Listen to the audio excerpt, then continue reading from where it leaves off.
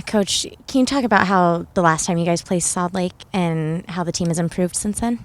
Well, obviously, we're more confident now than when we played them the last time. That was that along with the first half against LA were our two worst halves of soccer. But the team's more confident. Obviously, you've got some guys now who feel good about putting the ball in the back of the net, whether it's Eddie Johnson or Oba or Lamar Nagel. So that was a situation we weren't having at that time point. So we're a different team. That was Oba's first game, but he probably shouldn't have really played in that game. So we're a little disjointed. So we feel good about how we are going into the game. They're also on a very good run, and I know they feel confident as well. Only one loss since that match. Do you think that was a turning point for the team?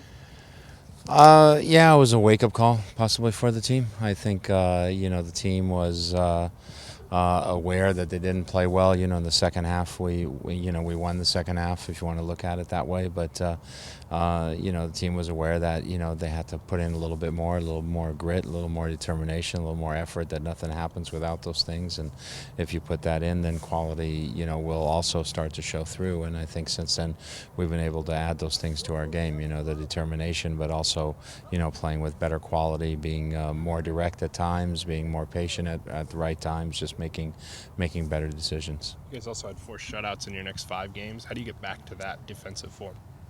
Shutouts are, about a little bit about how we play in the back, but it's not just the back four, it's everybody, how we defend as a team. And it's also how the other team plays. And, for us, we'd like to get clean sheets and get shutouts every time we step onto the field. But it's something that, we work towards every time we play. We've had a little bit of inconsistency, maybe a little bit in the back, and in terms of certain guys have made some mistakes at some key moments that have cost us some goals. But overall, I think we've still done enough to make sure that we score more goals than the other team, and that's the name of the game at the end of the day. So would I rather have a 0-0 draw and say we had a shutout, or would I rather take a 3-2 win? I'd probably rather take a 3-2 win.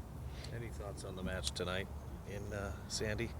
Obviously this is for the U.S. The first game in Honduras is the one that ended up being the game that everybody started to panic with a little bit and said, oh, geez, we lost 2-1. They came back after we were leading.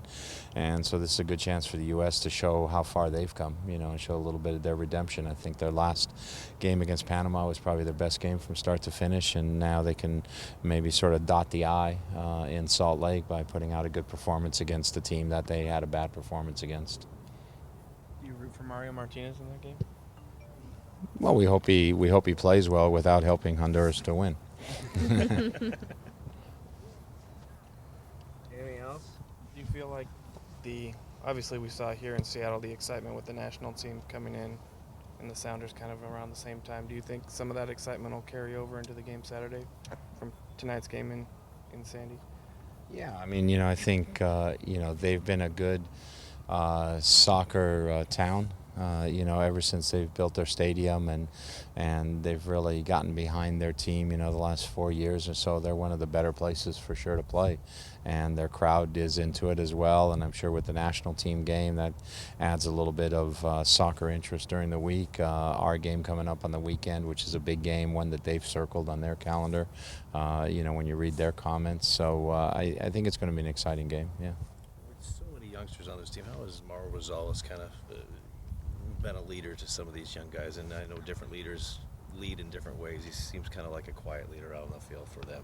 He helps them get senior discounts sometimes, walks in, little things like that. No, Mauro is just, he's the kind of guy who talks individually to guys, so he'll make comments, during breaks. He'll walk up to a guy and say, hey, when I do this, or, play me the ball here because I can spin inside, or when you get the ball there, look to do this or look to do that. So, it's not where he's going to scream and yell at guys as the game's going on, but he makes comments to people on breaks and encourages them, and is definitely somebody that the players know they can come and talk to if they have questions, whether you're Servando Carrasco or whomever. You don't have to play the same position. Sometimes you can seek him out for advice. Jimmy's the same way, and I think that's good leadership. Is Salt Lake a team that you guys tend to measure yourself against, and do you think this is a particularly good measuring stick game? We measure ourselves against a few teams, but obviously, Salt Lake, ourselves, and LA have probably been the three most consistent teams, over the last 4 years. So naturally, our three teams sort of measure themselves against each other, and from that standpoint, we always tend to do that, and we probably won't stop doing that. Portland's having a good run this year, so is Dallas. And so they're teams that we've got to be aware of also. But Salt Lake is a game that we get excited about playing. Yeah. With a guy like Lamar Nagel, with the opportunity or the success he had, the opportunities how to play, how impressive you been with what he's been able to do out there and contribute for your team and be able to you guys can rely on. Well, he's just made good decisions on the field, and he's played very well. The ball's gone into the net. He's playing with a lot of confidence, but he's also putting a lot of energy, into the game. I think the amount of ground that he covers in the 90 minutes has been very helpful to our team. Has been very beneficial. The amount of sprints that he makes, creates havoc for the opposing defense because he moves defenders and balances the defense. That opens up some space for Oba. It'll open up space as well for Eddie. So, his confidence level right now is very good. His work rate is very good, and he's been able to find the back of the net, which is what you need to do. Have you talked to Oba since he's come back, and do you think the break served him well? Yeah, he's able to take care of some of the things he needed to take care of over the break. He was fine today in training. Did a little bit of extra running because he wants to make sure he doesn't, lag behind in any way, shape, or form. I know tomorrow's an off day, but I know he already said he was going to come in and do a little bit of work on the off day because, I gave him the extra day on Monday. So, he's a good pro.